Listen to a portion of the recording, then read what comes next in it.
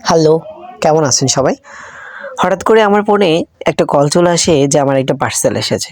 তো আমি সেটা রিসিভ করার জন্যই চলে যাচ্ছি আমাদের বাড়ির সামনে। আমি ডেলিভারি বয়কে একদম কারেন্ট লোকেশন দিয়ে দিয়েছি যে আমাদের বাড়ির সামনে আসতে হবে।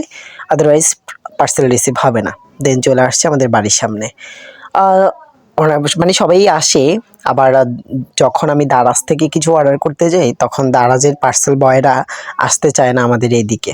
কেন জানি না, তারা তাদের পয়েন্টেই থাকে। মানে তারা শুধুমাত্রই তাদের মানে বাজার যেগুলা সেগুলাতেই থাকে। তো আমি ডেলিভারি বয়কে টাকা দিয়ে পার্সেলটা রিসিভ করে বাড়ির দিকে চলে আসতেছি।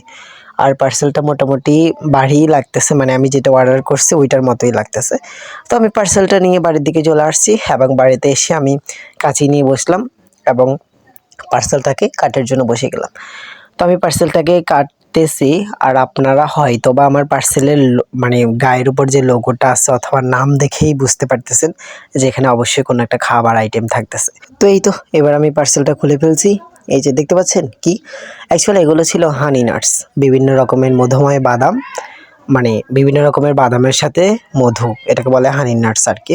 আমি অনেক দিন থেকেই অর্ডার করব ভাবতেছি, মানে আমার এগুলো খাওয়ার খুব ইচ্ছে হয়েছে। তো এই জন্যই হচ্ছে কি আমি অর্ডার করব ভাবতেছি।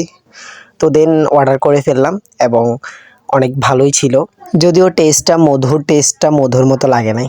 তো আজকে এতটুকুই, বাই বাই।